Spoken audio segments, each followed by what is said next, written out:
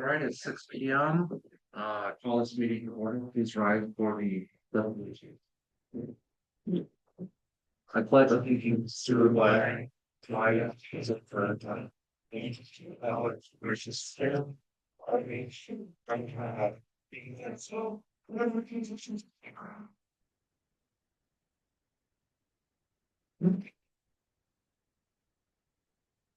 Roll call. I'm going to call your name out. Please identify if you're here.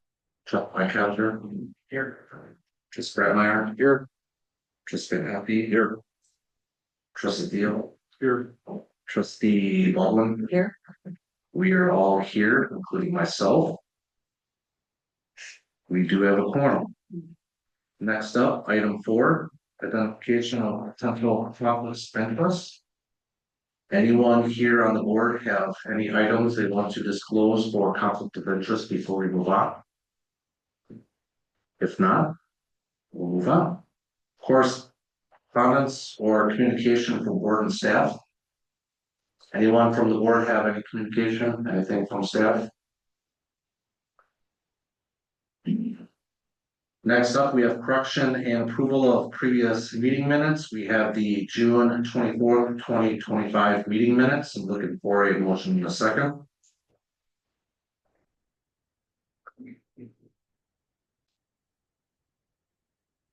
Trustee Baldwin. I'll make a motion to approve the June 24th, 2025 meeting minutes as circulated. Trustee Van Happy. I'll second it. So we have a motion by Trustee Baldwin and a second by Trustee Van Happy. Please vote your ballot.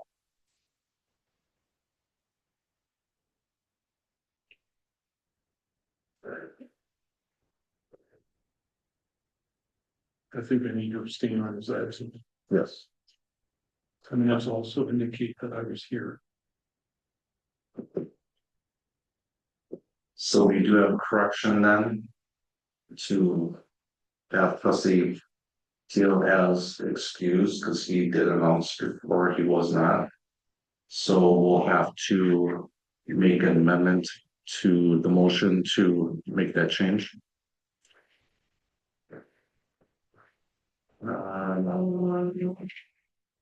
Trustee Theo, you want to continue speaking?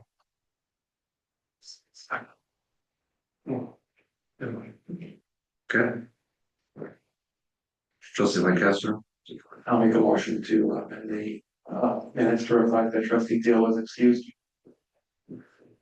Trustee Brett Meyer. Well, second. So we have a motion and a second on the amendments. So let's go ahead and do a roll call on that amendment. Trustee Lancaster. Aye. Trustee Brett Meyer. Aye. Trustee Van Happy. Aye. President Hanshley says aye. Trustee Theo. Abstain. Aye. Trustee Baldwin says aye. The amendment to the approval of the meeting minutes passes. So right before us is the vote for the meeting minutes.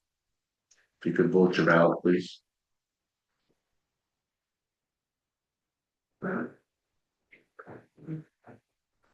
And the motion passes with 1 abstention. Public comments. So, according to state statute, we do allow for people to speak. I'm asking that people who wish to speak come up and give your name and your address and the item that you were speaking about. First up, I've got Don Milkey. Would you like to come up and speak? I can, yeah. In cool type, can you turn the mic on for the public? Take it. First of all, I want to thank one of the board members for making me aware of this because I was not aware of the situation of the hunting variances or your wish to take away the variances for the landowners. I'm very disappointed in the board that none of the landowners were notified on this. I'm very disappointed. For over 20 years, I came down and I signed variance taking full responsibility for hunting on my land. And it steps up the situation in regards to hunter safety, because anybody that I allow to go on there for the, mostly for the early goose hunt, because the golf course wants to get rid of the geese. I have over 50 acres down here, and yes, south of the railroad tracks. And we've had a situation about 25 years ago, and it came to a compromise with the board, with the landowners. In a situation of 35 acres or more, you sign a variance, sign a waiver, and this is what the waiver is. If any of you are not aware of it, I can show you the one I signed last year. And it gives me the responsibility to take the responsibility for hunting and discharge of firearms on that land. Another thing you gotta realize is you cannot take away, I've talked to Ryan Trupson, who was the DNR supervisor for this area. I talked to Ryan yesterday. You cannot take away the hunt with archery. You cannot. There's a state statute in regards to the situation that anyone can hunt on their own land with a very elevated stand, shooting down. And what's ironic, in the village of Sherwood, you can hunt anywhere, archery, but you can't practice archery because you're practicing. Well, that's just the way it is. I also want to bring to your attention the situation of 2 months ago. I read the minutes of your meeting, and you told everybody in this area that you got to stay rural. And now you're telling us we can't be rural. So I'd like to maybe open your eyes in regards to think about what you say, because if you want us to be rural, let us do rural things. Okay. Also, I know there's a situation with hunter safety. My grandkids, I got 7 grandsons, and they all go through hunter safety. One's not old enough yet, but they all go through hunter safety. And if you're taking away their rights to hunt, after they go through hunter safety, you're slapping the DNR in the face. Because of all these volunteers that put in all these hours to work with these kids on what's safe and what's not safe. So please keep that in mind. I realize in high density areas, you might have to change some things. I realize that. But for those of us that the village came to us, we didn't go to the village. Okay? So please keep that in mind. I want to know what your backup plan is. I want to know what your backup plan is. My nephew Todd couldn't be here tonight because he was on a family vacation. This week he had to shoot a raccoon in his chicken fence. I have a premise ID Wisconsin DNR licensed fish farm that I operate. And I really feel that does everyone on the board know what a premise ID is? If you have a premise ID, you should be exempt from having anyone hold any control over you for discharge of firearms, because you are protecting the food process to make food available to the public. That's a premise ID. It's only available through the state of Wisconsin Department of Agriculture. So I think this could be real simple. If you got a premise ID, you're exempt. That's it. Okay, it's just the thing to think about. I really think it's important that if you go through with this, you better have a backup plan. Because I live within 600 feet of Lake Winnebago.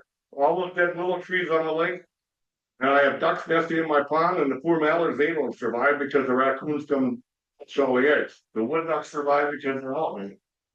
But you gotta have a backup plan. 6 years ago, I had a black otter in my pond. Did about $4,000 in damage as far as my estimate, as far as the perch that they killed. Those gotta be eradicated. I have permission in writing to pepper geese that come on my pond. I don't want them there. They're filthy. That's why the golf courses want to get rid of them. I just want to be able to keep that up. And let us landowners, years ago we said it at 35 acres or more. Whatever you want to set, but let us be responsible and put an arm on our backs. And it's really nice for us because anyone that I suspect is not safe, I don't want to put my land. So it's another crutch we can use. So I really am opposed to the situation of you taking everyone west of State Park and making one big brush and having everybody exempt when all you're trying to do is worry about the new fire station. So please keep that in mind. I tell you, I just hope you don't vote to go forward with this. Because, you know, it's just gonna change a lot of things. I lived on that farm for 70 years. And I want my grandkids to be able to hunt there. I really do. And if my grandkids want to come down and shoot a raccoon that's bothering the mallards, let them do it. I've shot raccoons, and another thing you gotta worry about along that lake bank too is woodchucks. My God, they do a lot of damage. And if you don't want us shooting them, give us a number, and when we see them, we'll call somebody, well, 15 times a day probably, to try to eradicate them. So, please contact Ryan Cluxton. That's his job. That's his job, is to guide you in regards to what you need to do in situations like this. You know, it is a mile and a half from here, for God's sakes. And if you need someone, I would be more than happy to volunteer to help set up guidance. Because I clearly felt, I found the meeting 25 years ago when we had the same situation. I've got a unique situation down there. McCormick's a unique situation. Corey Stump used to have a unique situation, 40 acres of land sell for railroad tracks. It won't happen too often. But we want to be able to use it and eradicate. That one thing I'm going to leave you with. I think it's interesting because I don't get to come to every meeting, but I watch every meeting. And there's a situation that was said, we don't, and correct me if you want to. We don't have enough EMTs for an elderly care hospital here. But we have enough EMTs for excess deer crashes? Because we're gonna get them. You ripe old hunting, and we're gonna get them. And then who's gonna get killed? Because of all the excess deer. I mean, I harvest them, I eat venison, my family does. I do it safely, and I do it correctly. And please don't take that away from our family. Thank you. Next up, we got Wendy Yingling. Yes. You want to come and speak? Hi, I'm reading a letter from our neighbor that wasn't able to make it tonight. And it's from James and Angela Tischendorf. It says, I'm writing this letter in reference to agenda item 11W, which we're on right now. So I'm gonna skip the rest of that part. The prohibition that is proposed would not allow a waiver for their property. The family that lives here has since 1977 and has always been respectful of the land and township. While population density has increased, there has always been a limit of 40 acres that are allowed to be exempt. This exemption should stay in effect and should maintain any land that is zoned as agricultural land. We must consider that people who are in agriculture have a need and a right to protect their livestock they are charged with caring for. If a predator is trying to kill our animals, are we to ask it nicely to leave? The Wisconsin Wildlife Damage Abatement and Claims Program. And then he's got in parentheses WDACP, which is part of the Wisconsin DNR, also sees that agricultural damage is a problem and offers shooting permits for farmers who are protecting their crops and or livestock. We respectfully ask that this decision not be passed for action without excluding land that is owned agricultural or has a minimum of 40 continuous acres. This allows the village to maintain public safety and allows farmers to maintain their rights. Sincerely from James and Angela Tischendorf. Thank you. We got Jim. Is it Eldred? Tim, okay, I'm sorry.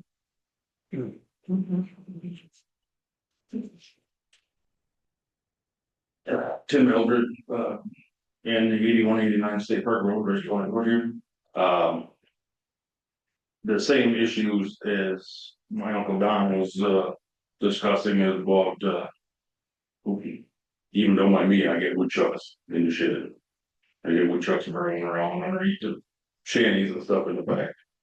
Now they wreak a lot of havoc and they make a mess and stuff like that. So I got 1 acre.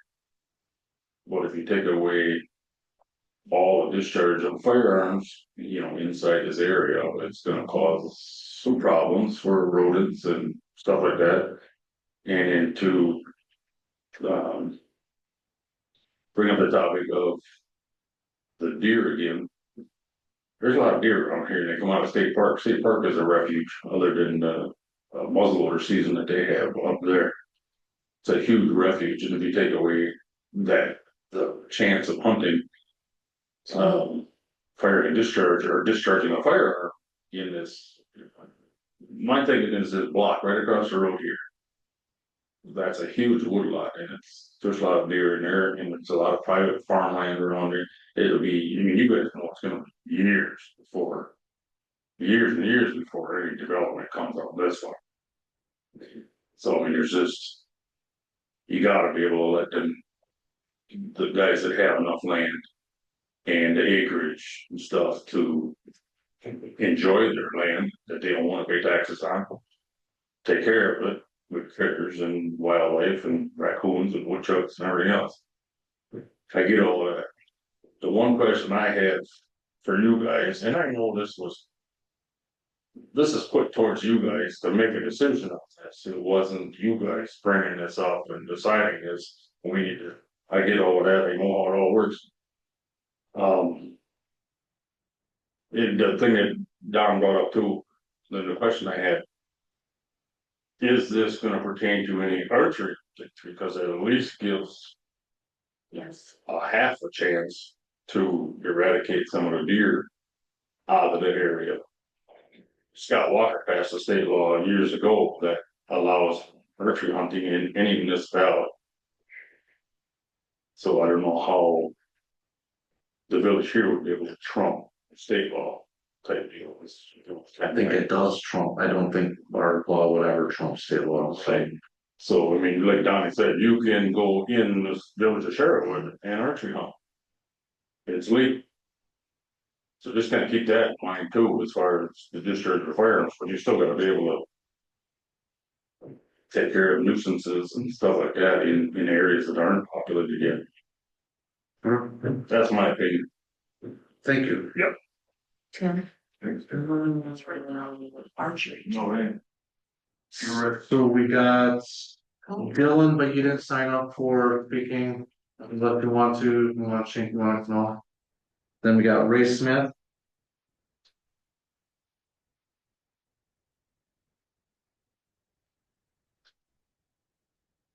Ray Smith and 9536 Highline Road. It's been a while since I've been to a meeting, but I just want to bring up being property across the road from me. I would like to keep that single family dwelling in the future when that comes up. Thank you. Thanks. Next up, we've got Ryan. Or Brian, I don't think you signed up to speak. Do you want to speak? Brian, no, okay. I thought I was signing in. No, that's fine. If you want, I'm just trying to give you an opportunity if you do want to. Ken Schwalbach.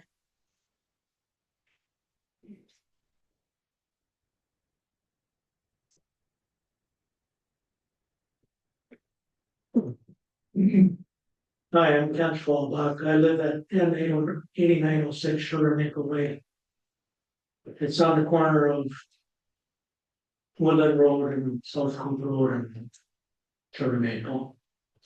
Anyway, I'm here tonight on behalf of my wife Kathy and myself on the ongoing pedestrian safety issue that's been at that intersection for many years.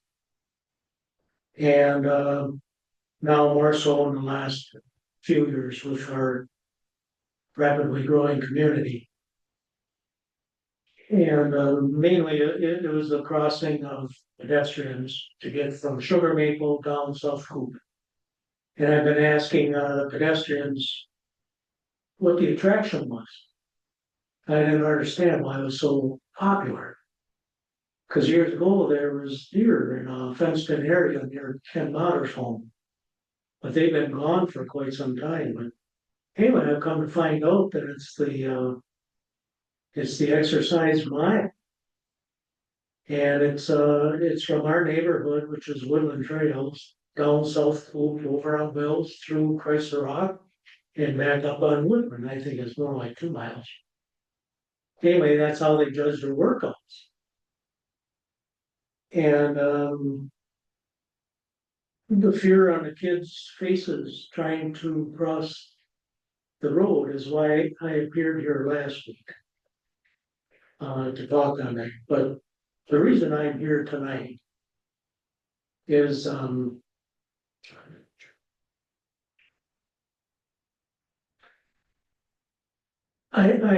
came here a few years ago and I addressed the panel. And my concerns were met with resistance, criticism, and rejection. And last week I came to the open meeting. And the atmosphere was so different. And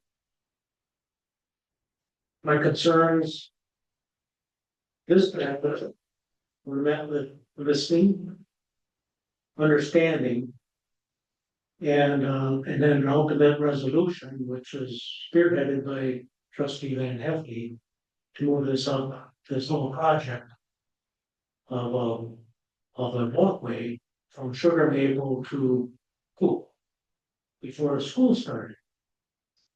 And next thing I know, Chad's calling me and called me a couple times, keep me updated, and it's all happening. So I'm just here tonight to publicly thank the board for their mutual concern and support.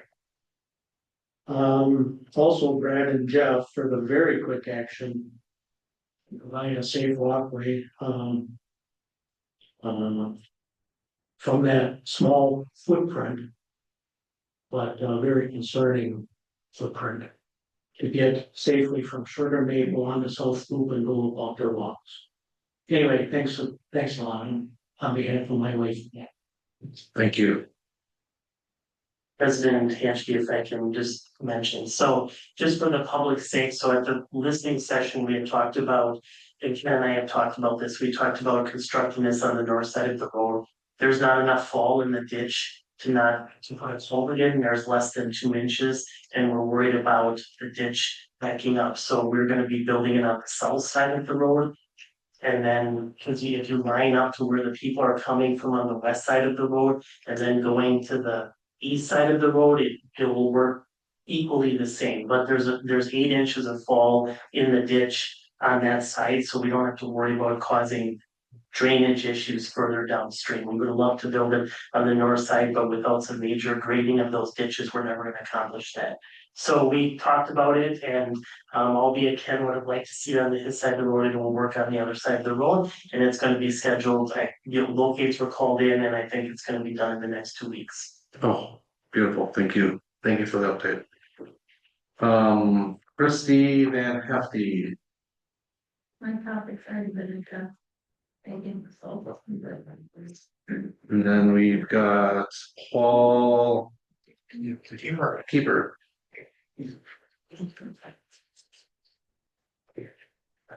So I'm Paul Keeper. I live right across the road here on off of Anna and Keeper Road. And this is pertaining to the fairness discharge again.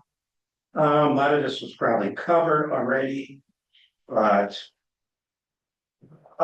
so I own about 230 acres. Todd Whitman has another 130. So we have a big chunk of land. And then also, if you know the area, you know it's mostly wooded, a big area of woodland. Lots of hunting. So I just want to say that the town had a town survey a couple years ago, the village. And then what did that come back? What did the people want? They wanted more, say, agricultural and more green area. Undeveloped area. And then a comprehensive plan came out for the next 20, 30 years. And ours somehow agriculture. So in the last probably last 35 years, in this whole square over here. Between N State Park 10 and 114. I think there's only a couple homes that have been built right here on 114. So it stayed, agricultural, rural. And the reason for that is because people that own it did not sell lots. So I kind of feel like now we've been, we're getting penalized because we kept it growing. So, another part of this hunting is goose hunters. Goose hunters like to hunt towards open fields, towards that. And there's good reason for that because geese all come out of town. Now, Appleton, Menasha parks, you have a problem with geese. They make a big mess. And there's gonna be a problem over here at Farmers Field Park with them too. Guarantee you that. So, I just want to say we should be encouraging more hunting, not discouraging. And there's a reason the DNR has increased the bait limit for an early season because they want to eliminate some of these early geese or local geese.